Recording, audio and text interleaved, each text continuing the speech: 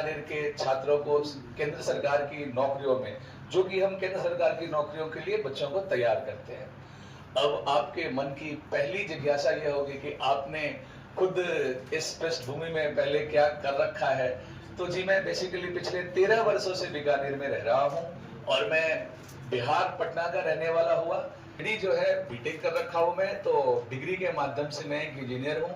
Civil सेवा की तैयारी के दरमियान में दिल्ली प्रवास के जो प्रोसेस गुजरे, उसमें सरकारी सेवा का एक खुद का सपना था। कुछ अंकों से रह जाने के बाद मैं इंजीनियरिंग कॉलेज बीकानेर, आप सब जानते होंगे, वहाँ as a lecturer, guest lecturer के रूप में मेरा आना हुआ। फिर वहाँ मैं उस सघन माहौल को महसूस नहीं कर सका जो अध्ययन में आया, और फिर यहाँ पे मुट्ठी भर रेस्टोरेंट, शुरुआत में तो बहुत कम बच्चे मिलते थे क्योंकि बीकानेर में यहाँ के बच्चों का बाहर की नौकरियों के लिए रुझान थोड़ा इनिशियली हमने कम देखा था कि अगर उन्हें। नमस्कार, मैं कुमार विप्लव, कुमार सर क्लासेस के निदेशक के तौर पे आपसे यही कहना चाहूँगा कि सबसे पहले तो बीकानेर में इस बारी एक साथ 6 जीएसटी इंस्पेक्टर बने, 8 और लोग अन्य पदों पर चयनित हुए। अपने संस्थान से 14 सिलेक्शन हुए हैं एसएससी सीजीएलई के अंदर। इसके लिए बीकानेर के बच्चों का मेहनत के लिए उन्हें ढेरों शुभकामनाएं। और टोटल सिलेक्शंस का ग्राफ भी है, बीकानेर से इस बारी उठा है।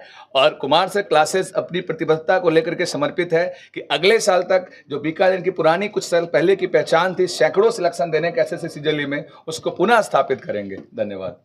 कौन से सर क्या कोर्सेज चल रहे हैं? अभी हमारे पास स्टाफ सिलेक्शन कमीशन एसएससी सीजीएलई का, रेलवे जो नियमित रूप से प्रतिवर्ष भर्ती लेके आ रही है, इंडियन रेलवे के अंदर एएलपी टेक्नीशियंस, आपका ग्रुप डी, एनटीपीसी, इनके बैचेस स्टार्ट हो रहे हैं। और बैंक के बैच भविष्य में स्टार्ट करने का हमारा इस बार अप्रैल मई से प्लानिंग है। और अगर सब कुछ अच्छा रहा तो आगे आरएएस के फील्ड में भी हम एक्सप्लोर करने की संभावनाएं रख रहे हैं। कितने बच्चे और एसएससी जीडी और सीपीओ के अंदर अब तक कितनी तैयारी कर रहे हैं? SSC GD CPO CGLE CHSL MTS मिला के संस्थान का ऑक्यूपेंसी जो है 200-300 बच्चे अभी अपने यहाँ पढ़ रहे हैं।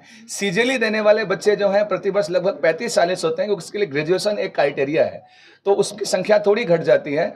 और उसमें प्रतिवर्ष लगभग हम लोग 10-15 सिलेक्शन अभी स्थिति में दे पा रहे हैं, जो कि आगे मैं चाहूँगा कि बच्चों का इंटेक भी बढ़ाऊँ और बच्चों पर और मेहनत करके सिलेक्शन का रेशियो बढ़ाया जाए। राजस्थान जो है शहीदों का राज्य भी माना जाता है। एसएससी जीडी के अंदर अब तक कितने बच्चे निकाल दिए आपने? एसएससी जीडी के बच्चों का हमारे पास कोई काउंटिंग जनरली में नहीं करता, बट प्रतिवर्ष 10 से 15 बच्चे पिछले 2-3 सालों से अभी तक निकले हैं।